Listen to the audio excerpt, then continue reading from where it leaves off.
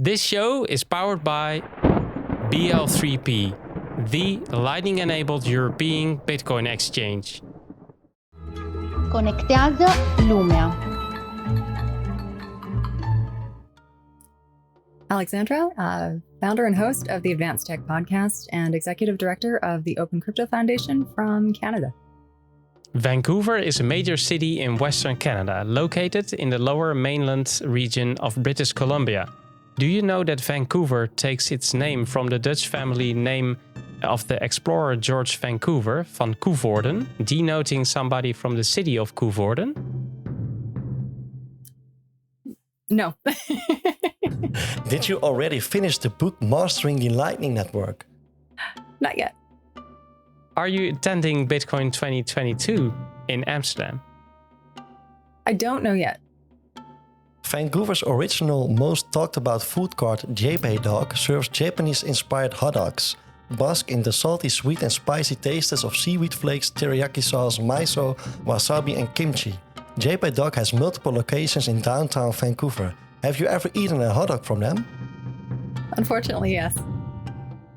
The Incas considered cacao the drink of gods due to all its health benefits, and this obsession gave rise to the name of the tree that beans are grown on, the Theobroma tree, from the Greek word god and tree. In Mesoamerica, cacao beans were so valued that they were even traded as a form of currency.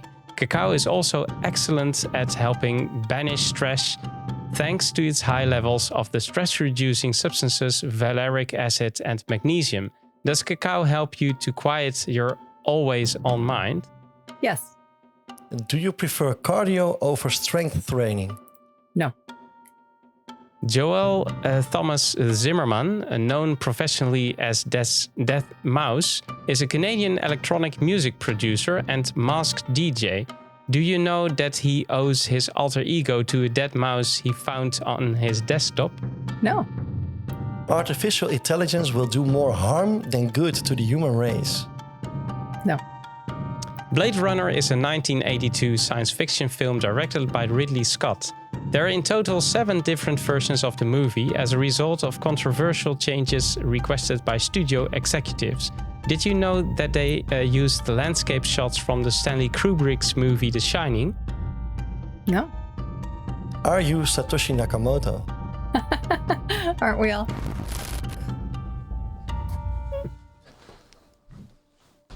Welcome to the Connected World Weekly Podcast. I'm Edward. And I'm Stef. We are ready to take you with us into the beautiful world of the Lightning Network. Enjoy the ride.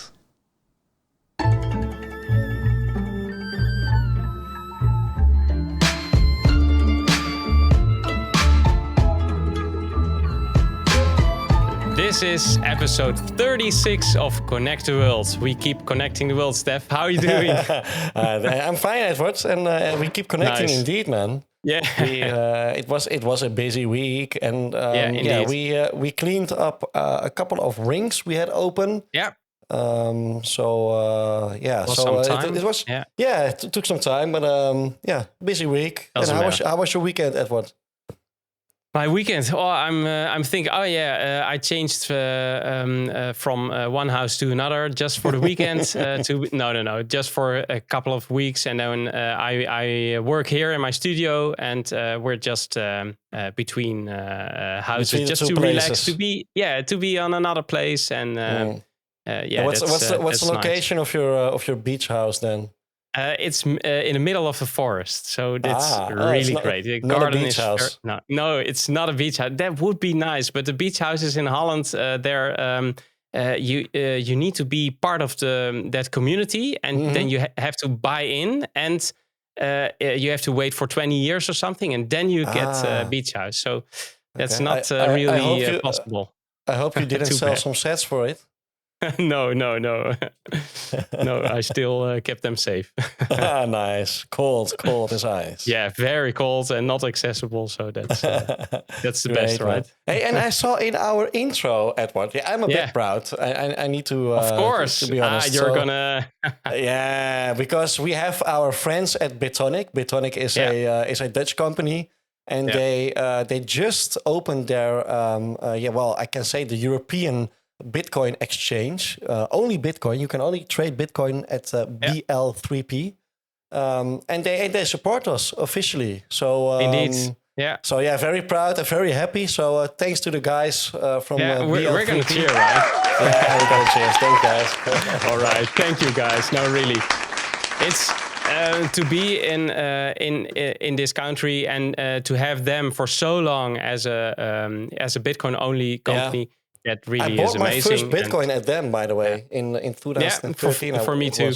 Yeah, so we have a history. So and we know Tom, of course. Tom is from the Bitonic team, and he's a very big fan of the show. Right? He's our friend, and he wanted to support us. So also, Tom, thank you very much, and we're looking forward to work together with you guys, and. And Lightning enabled. So Lightning enabled. Really That's it. That's why they fit us so good. You know. For me, that really is the bullish news. So that's the bullish thing, and also Bitcoin only. That's also what we like.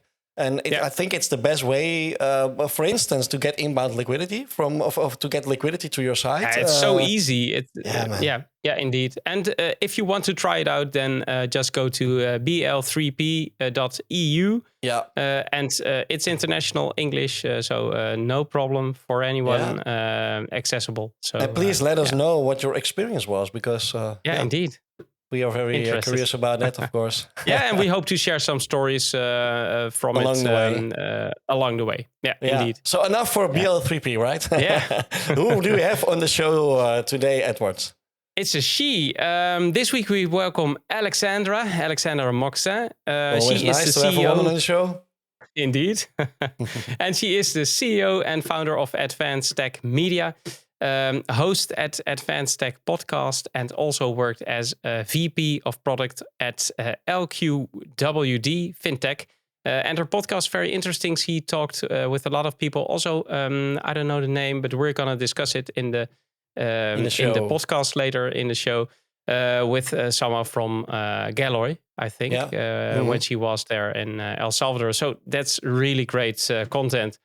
And we talked with her, and I'm very curious about everything she will share with us. Yeah, cool, man. Let's have a little talk about the statistics of the Lightning Network, and of course about our Ring of Fire community first, Edward, and then second part will be with Alexandra. Yeah, let's do that.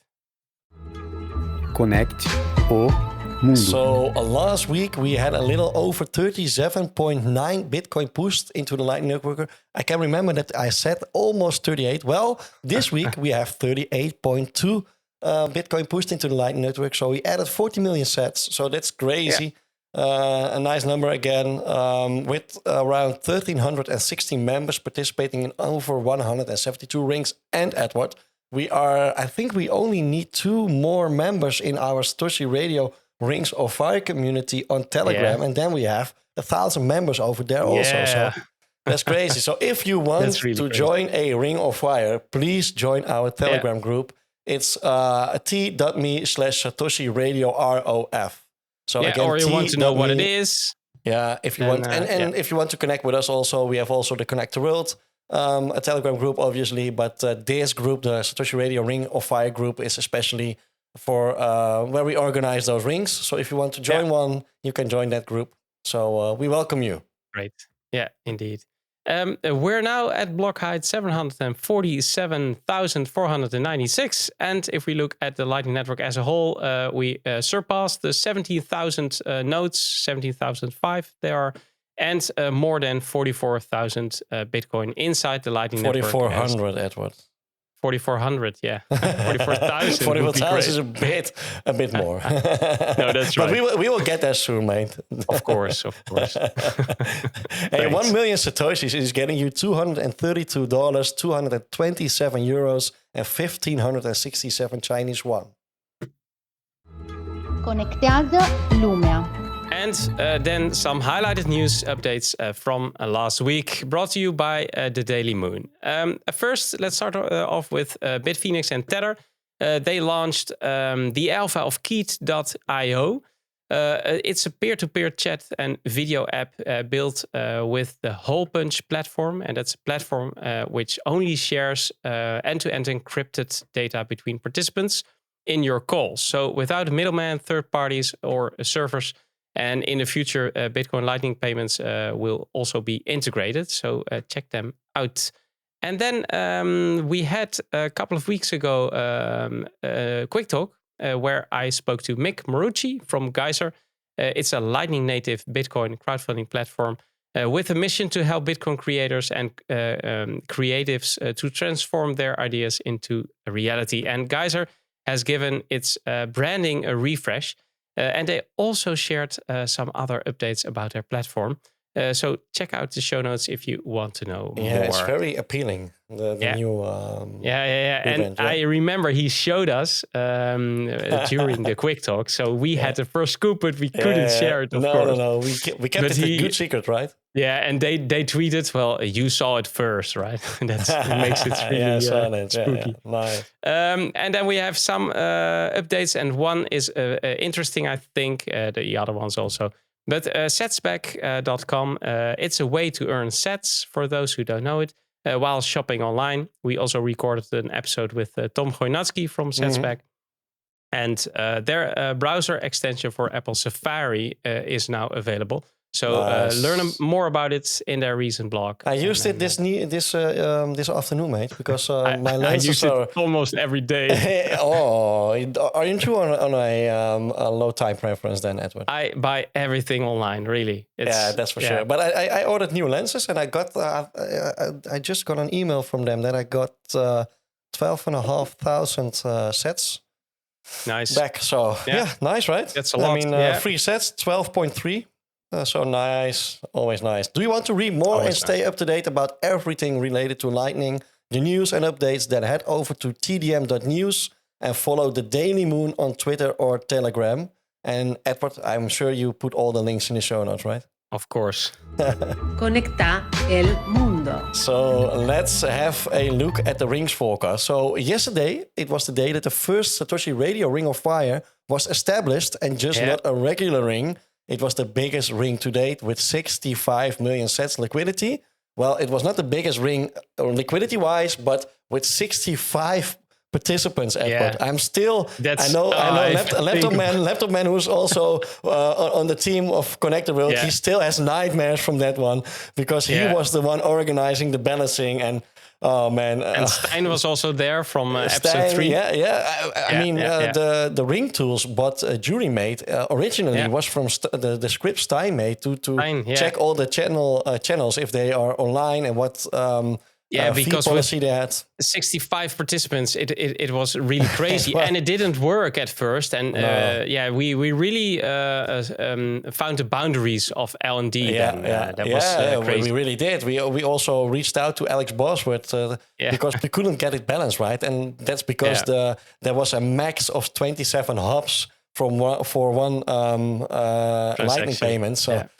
That was crazy, but I think a big shout out to everyone who participated in that ring because I mean, I have so many stories about that ring, and it's something to be proud of. But again, also something to have nightmares from. So and experimenting is so important, and I think just up till now, all those people are still busy with their Lightning node. I really but I mean, a lot of them are still participating in all the rings we do now. So so it's nice, and it was really the start of everything for us, right? For the Satoshi Radio Rings of Fire community, and at the end also Connect the World, because we started Connect the World because of all those. People from around the world in the Satoshi Radio Rings of Fire community. So and if you're interested in knowing how many countries or something, then just go to the website, because on the Ring of Fire page you see the map.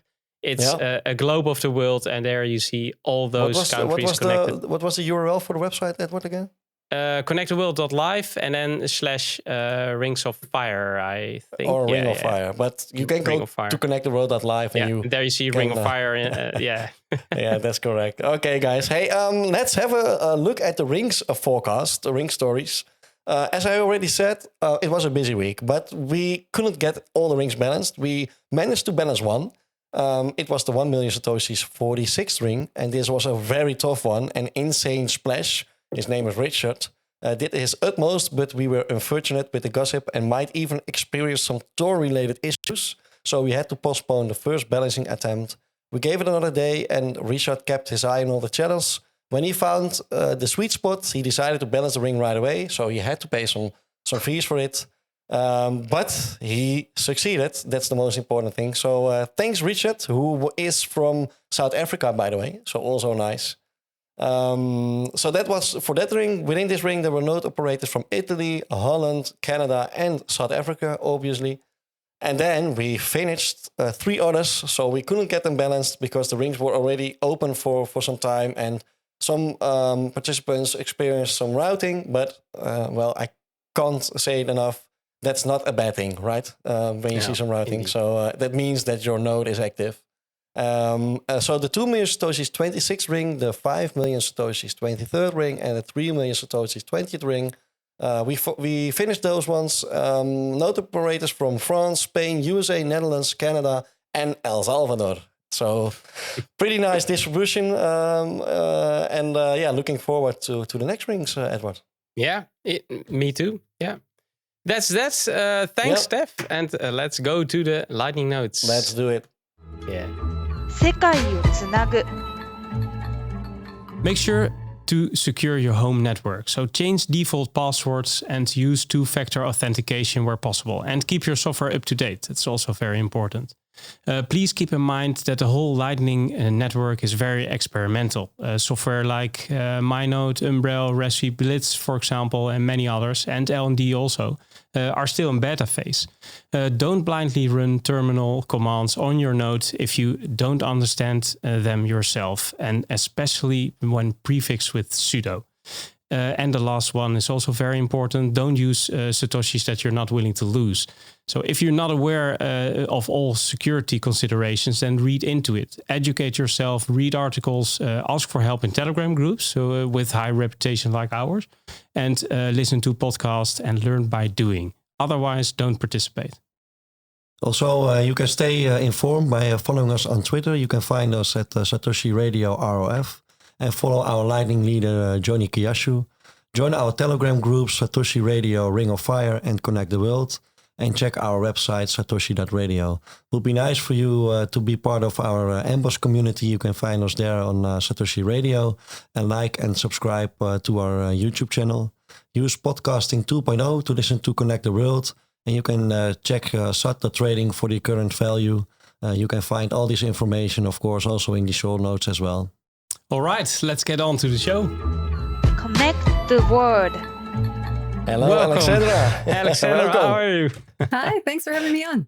Yeah, Thanks. great to have you I did here. some research this evening, and I saw that the JP Dog, the menu, they have all kinds of very strange, in my opinion, in my humble opinion, very strange hot dogs, and you had the chance to eat one. And did you know, which one have you? Do you know that? It was so long ago, but I think probably one of the curry ones or something. I don't know, but it was right around the time of the Olympics, and it was okay, kind of underwhelming. But when was the Olympics again in Vancouver? 10 years. In 2012. 2012, so 10 years ago, right? Yeah. Ah, cool. Did you also attend? Did you saw some events or? Not a lot, just a couple. I tend to not like crowds, so I stayed kind of far away. Nice. Cool. And you have your own podcast, obviously. And now you are a guest in a podcast. It must be a bit strange. I can't imagine how it is for us, Edward, when we get invited to a podcast. It's because I see so your background, and I told you earlier before recording that I've seen it before, and I see some changes. But it's weird indeed to be questioned, to have questions going your way. So that's right. Yeah, interesting. Can you tell us maybe something more about the Advanced Tech and Media podcast? Yeah. So we basically, hang on, I have this right here. We talk to disruptors around the world. It's been a global focus since the start, focused on tech. And Why are we frozen again? Can you guys hear me okay? Yeah, Yes, yeah. yes. We hear you perfectly. So if the video doesn't work, it doesn't matter because it records anyway because of this great platform. But you were just talking about the guests that you talked with, right? Yeah, let me just bring that up. And okay. All right. So we provide a spotlight for innovative and disruptive. I'm just gonna. No problem. We basically talk to people around the world who are disruptors in the tech space. We focus a lot on open source projects. We focus quite a bit on. It's not just Bitcoin, but when it comes to cryptocurrency, it is. So we speak on Bitcoin, artificial intelligence. I had some really interesting guests at the very beginning. So some of the original constructors of the internet. So the internet that we know it as today. I had Richard Stallman on. As well. Cool. He's a fascinating person, fascinating in the good sense. Yeah. So there's, the whole idea is that if something isn't, I guess my philosophy to life has always been, don't just accept the world that you're given, create a better one if you have the opportunity to do it. And if there's not something that you can build on, then you got to start building your own. That's a nice saying. Yeah. And if you talk to all those people, that gives a lot of inspiration because I'm thinking you're also a trend watcher or something, right? Because if you talk to all those people, then you can always get a glimpse of the future, I think. The whole idea with people having guests on the show is they have kind of like a 10 to 40 years perspective. And in order to do that, you have to have really solid engineering. So we tend to stay away from the hype cycle and tend to focus on actual build. So we focus on basically what our world could look like from an engineering perspective. And that's why I've had so many open source projects on the show, so many developers. So rather than I don't think I've had one thought leader, and I plan to keep it that way. I think with Bitcoin and Lightning, then you are in the right spot, right? Because the developments here are crazy. Every day there's a new project, and if you're talking about disruption, then this is disrupting everything. So it's And you worked at LQwD. Is it like liquid, or how do you have to pronounce it? So this was always interesting. So liquid, and there's a few people I've spoken to. I really think that they should probably have a shirt. No, not that one, because of course liquid. Yeah, indeed. Right? Yeah, liquid.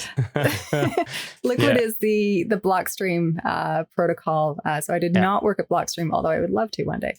So if they're listening, Alexandra is open to hire. We know LQwD because they participate in almost every Ring of Fire we organize. So that's very funny. But I didn't know exactly if they pronounce themselves, if they say they are from Liquid or something, because LQwD Fintech, that's the name, right? Yeah, so it's actually an acronym. It's Lightning Quick Worldwide Discovery. So that makes a little bit more sense. That makes sense. Yes.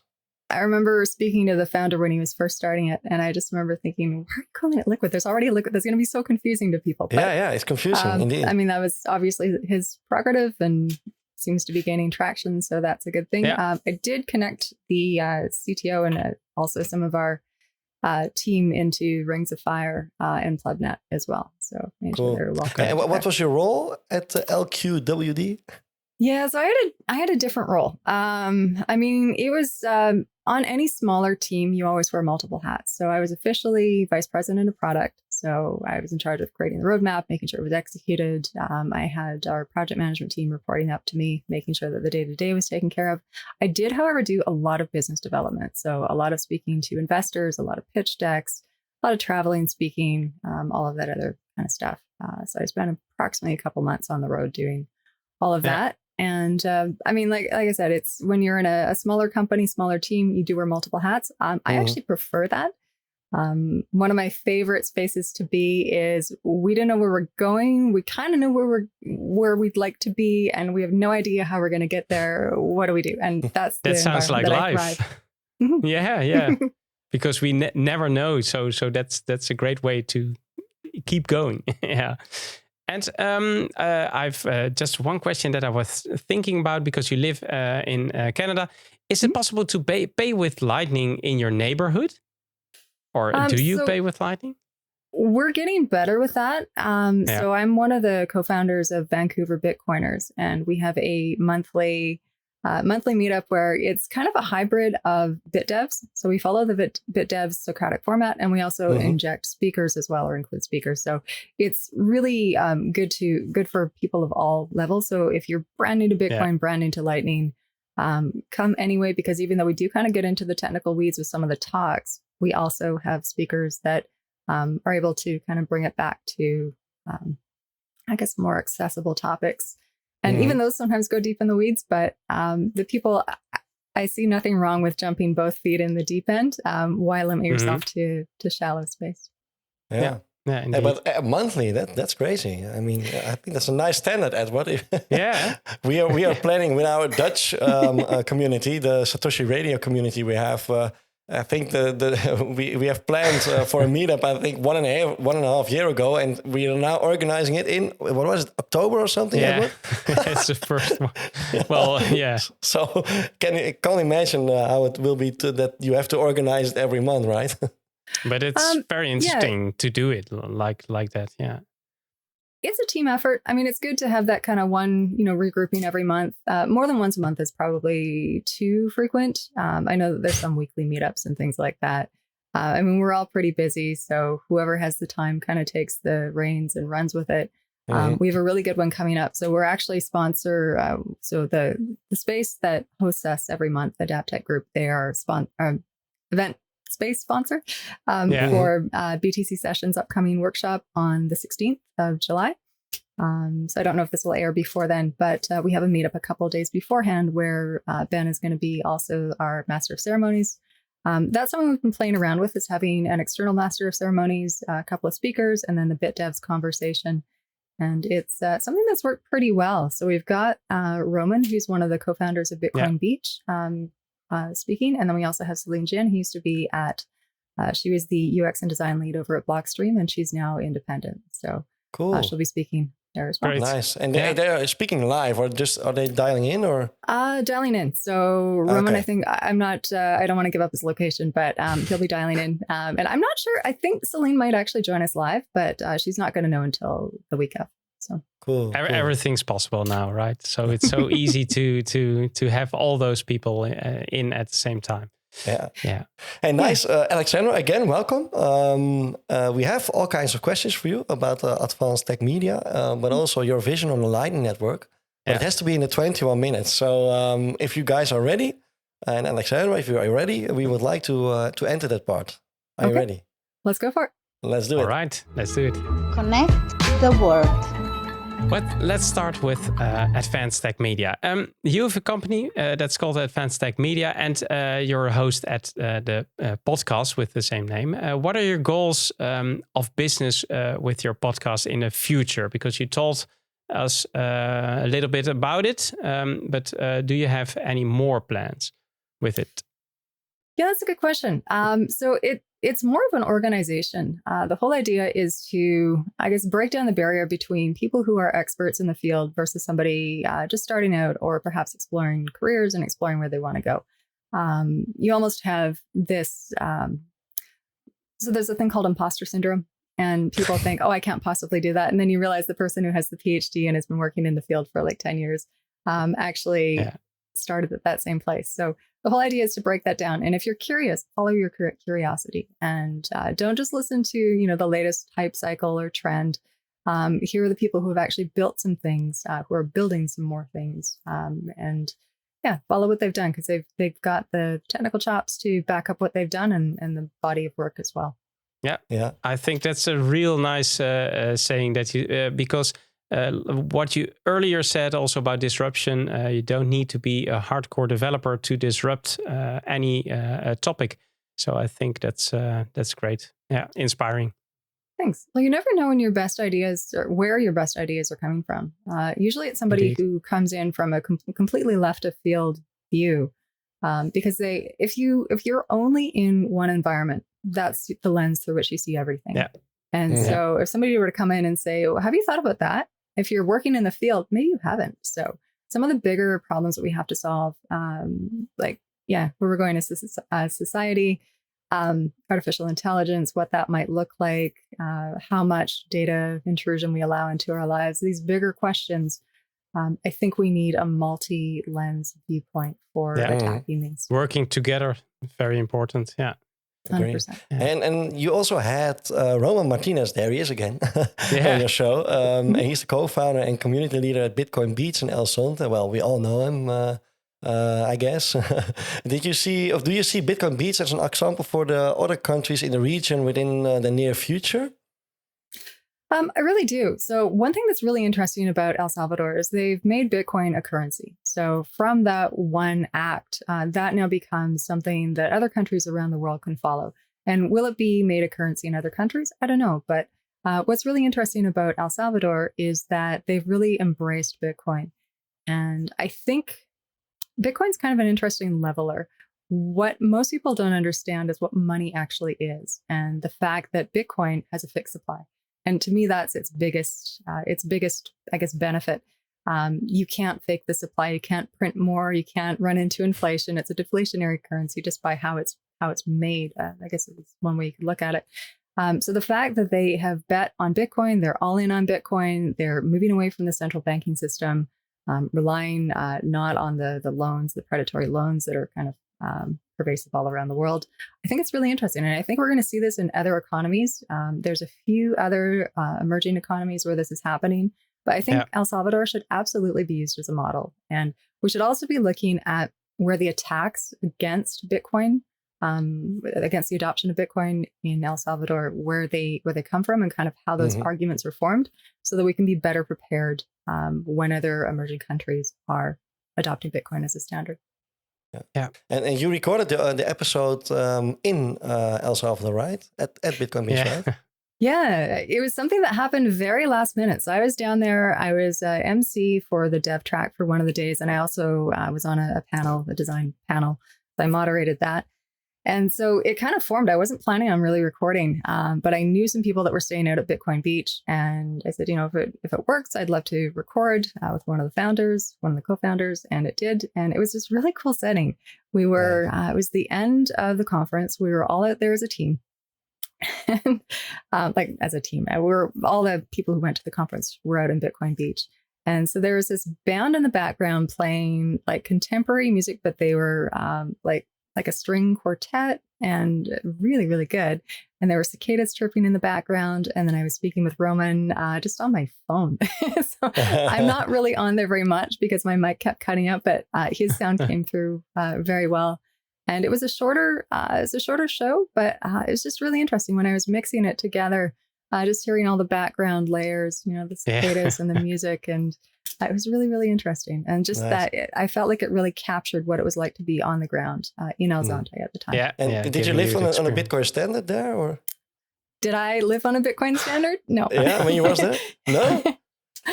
Could be in El Salvador. It's possible, right? You could. So Bitcoin Beach is kind of its own microcosm, and definitely listen to the interview. I also incorporated that in an article, which is actually my pinned tweet.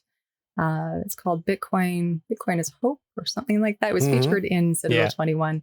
And I spoke to Roman. I spoke to the creator of the Adopting Bitcoin conference from Galoy.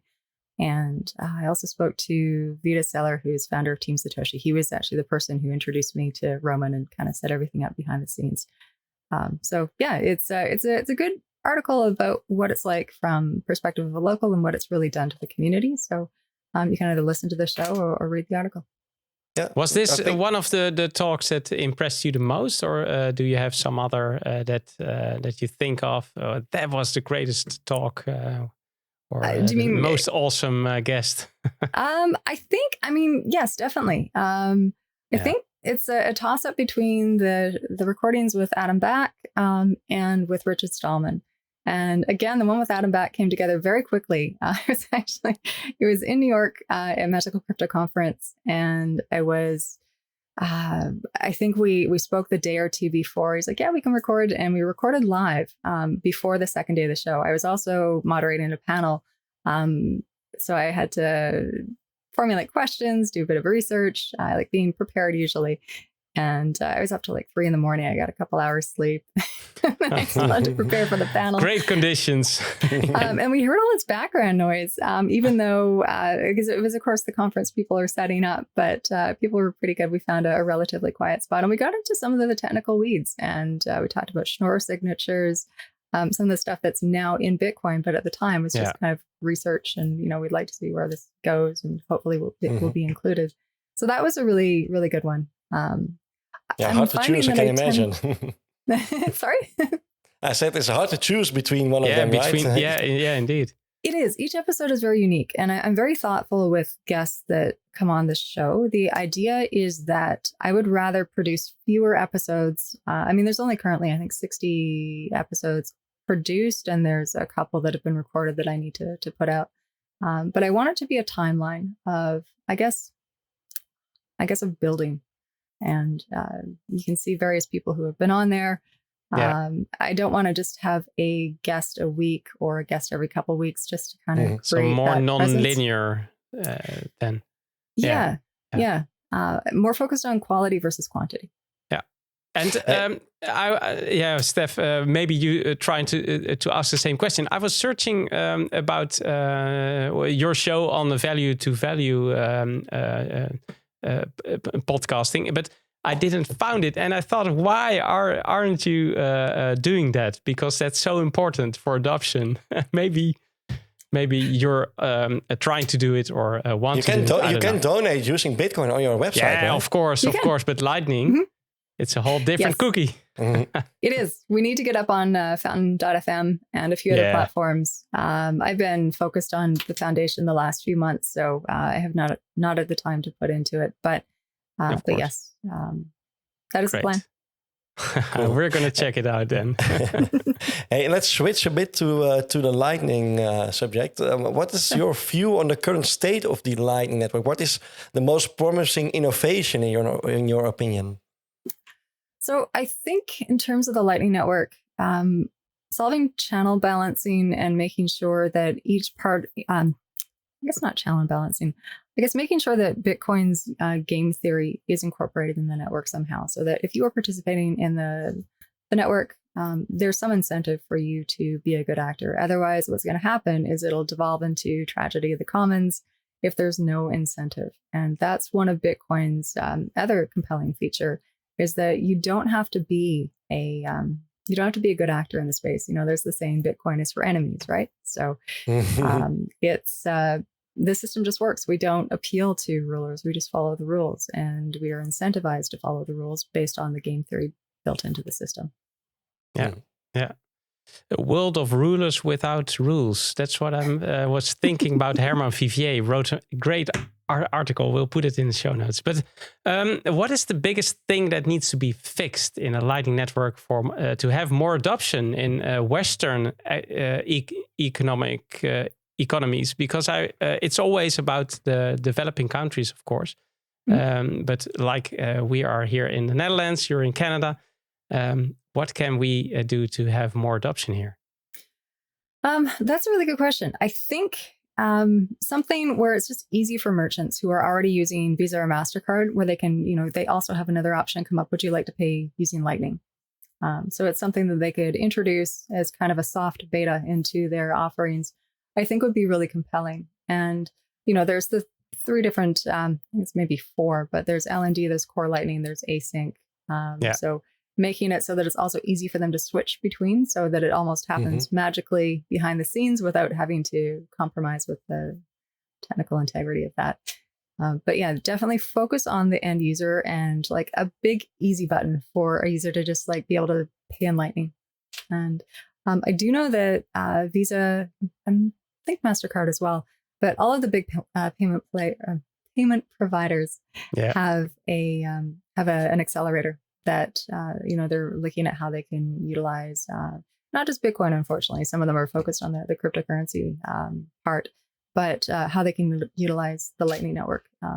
And I think it is something that there's no reason that it couldn't replace Swift as is right now. It's just a matter of getting more users on the platform. interoperability and more users. That's important. Yeah. And they will all end up by seeing that Bitcoin is the only thing they need, right? So, well, hopefully, of course. I do see. I do see Bitcoin as being a basket of currencies as utilized around the world. So I think that there'll probably be maybe, we've got the US dollar as the standard right now. I think some other currencies will rise, and I think Bitcoin will also be part of that. When it comes to cryptocurrency, I do think that Bitcoin is the only one that's money and can be seen as money just because of the strong economics and the strong incentives behind it. So yes, it would be good to see more countries on a Bitcoin standard, whether they be emerging economies or whether it be something where they're tired of the inflation. Mm-hmm. I'd love to see Canada go on a Bitcoin standard, but we'll see. Yeah, and the Netherlands too. Hey, but is it possible that developing countries will be the origin of a new Silicon Valley-like region for Bitcoin and Lightning development? And if yes, will this be then a head start for the change of the people living there? So Silicon Valley is kind of interesting. If you look at how it was formed, it was the perfect timing, opportunity, the right economic incentives. There were some tax reforms that happened that allowed pension funds to invest into VCs. This is in the 70s, late 70s. So that's where a lot of the big push so that's venture capital firms, a lot of push into the Silicon Valley investment. That's where a lot of that came from. There was also all of the military contracts and all of the other research that went on.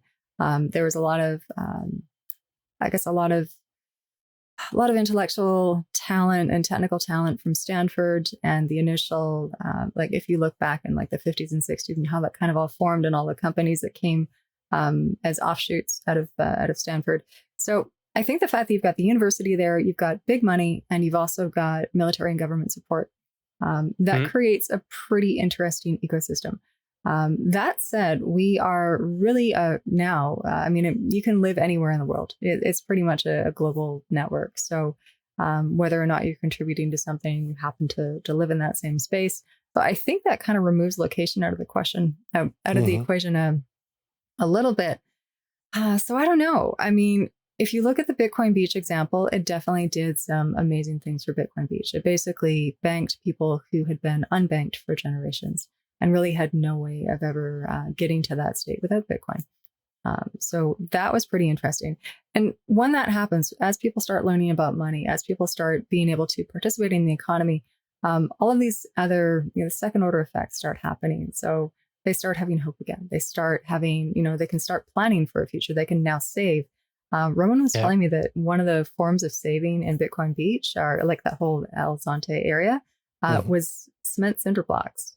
If you can imagine that, but it's something that was, useful and valuable in that sense. But I just can't even imagine. Yeah. It's, living in a Western world where we've kind of always had access to money, and even if you fall in hard times, you're not ever going to be in a situation where, I shouldn't speculate, but yeah, it's a very different lens. Do I see that happening around the world? Potentially. I just think that location is something that we can abstract out a little bit. At the same time, if we are, if it is a country that is adopting Bitcoin as a standard, you do want to have some sensitivity to the environment, how people are, do they have fresh drinking water, running water for plumbing? Maybe implement that before implementing a Bitcoin standard, or maybe the two could. I don't know. It's complex, and it could also get some tourism going on, and that could be a good thing, of course. Now, the only comparison is for those regions to have something that's some kind of future that will be better than now. And perhaps the ingredients in those countries are perfect for Bitcoin, and then they'll just naturally change. And do you run a Lightning node yourself also? That's interesting, right?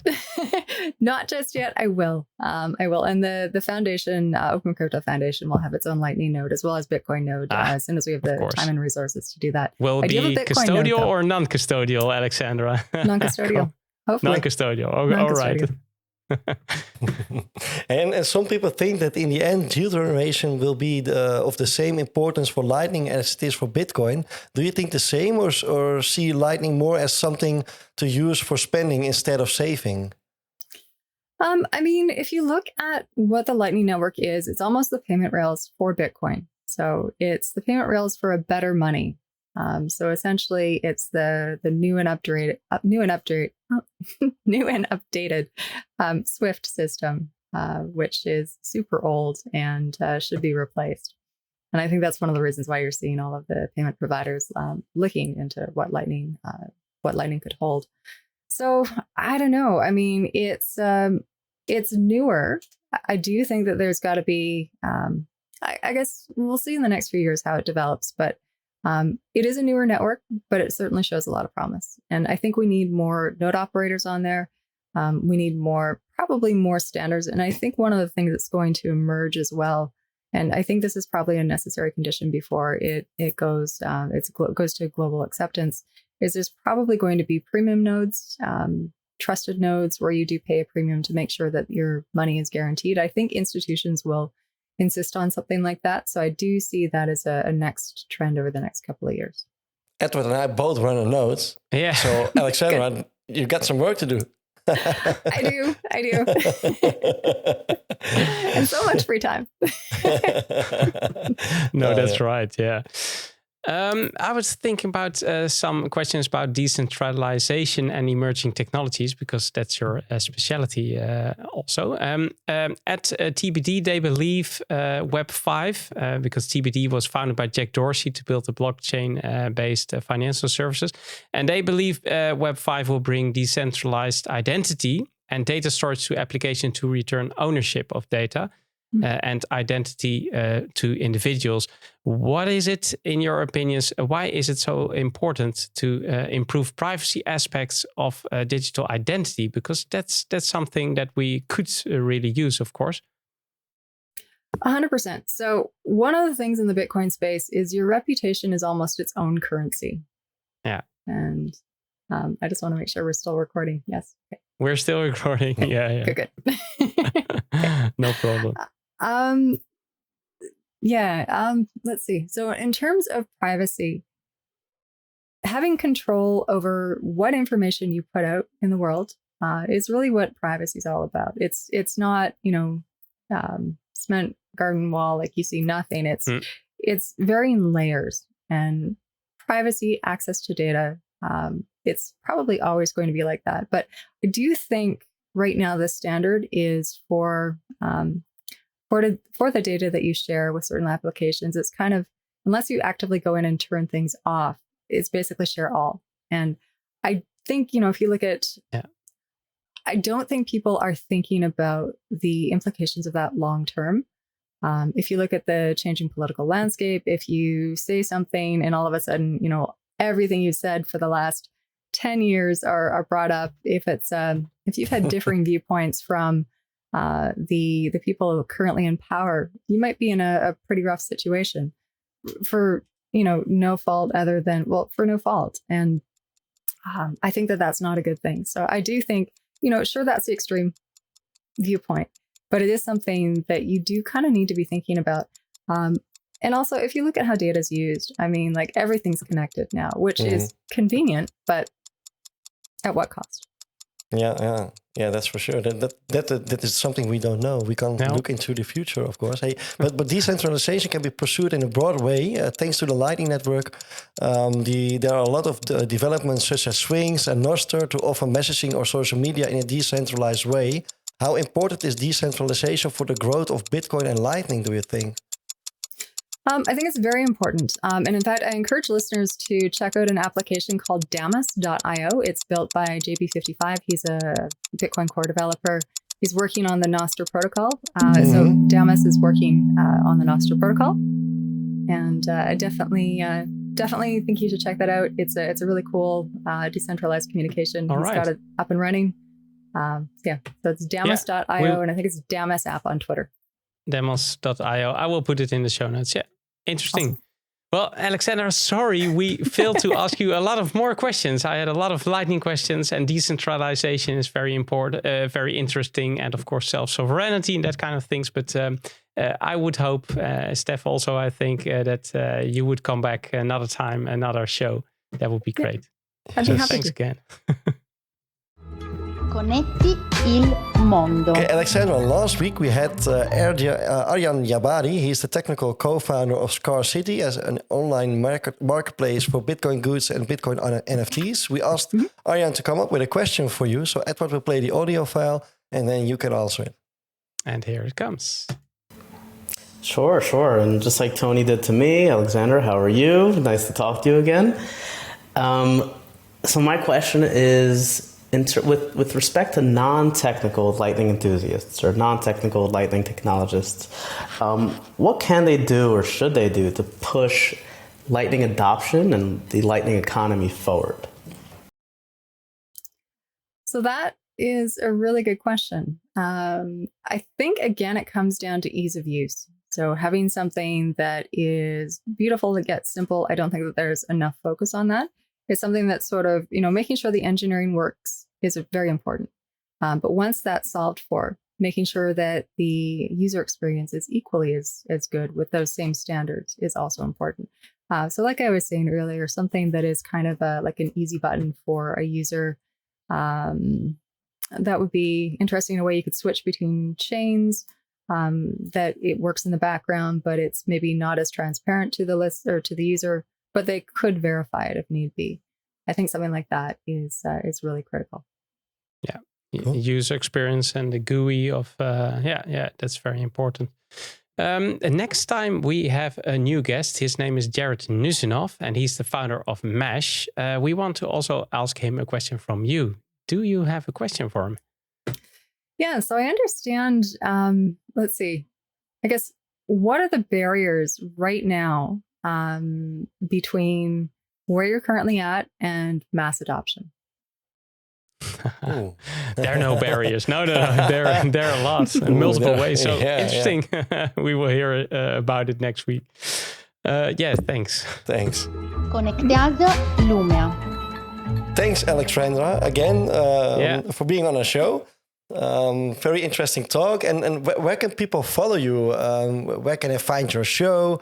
Where can they find you on Twitter? Yeah, so on Twitter, I'm at Alexandra933. You can find links to pretty much everything that I'm working on through my main website, which is advancedtech.io. So that's advanced without the D on the end because we're all about moving forward. So advancedtech.io. Advanced Tech. There is a dedicated link to the podcast and also opencryptofoundation.com. So that's our new site. And definitely go check out what we're working on there. We do have a really very important to Bitcoin campaign coming up that I can't talk quite very much about just yet, but we'll be announcing that very soon. So definitely check it out. I was just trying to find my drum roll because I thought maybe you're going to say it, but no. You're lacking, Edward. I wasn't fast enough. No. Thanks again, Alexandra. And thanks for listening. And thanks to all members participating in the Satoshi Radio Rings of Fire. And of course, thanks to everyone helping us to connect the world. If you like our content, please support us in our mission and visit our website connecttheworld.live, where you can donate and subscribe, like, and share our content on your favorite platform or podcasting 2.0. We need you to complete our mission, connect the world. So keep those nodes running, sats flowing, and rings burning. And see you all next week with Jared Nusinov of Mesh on this same Lightning channel. Kuda, Alexandra.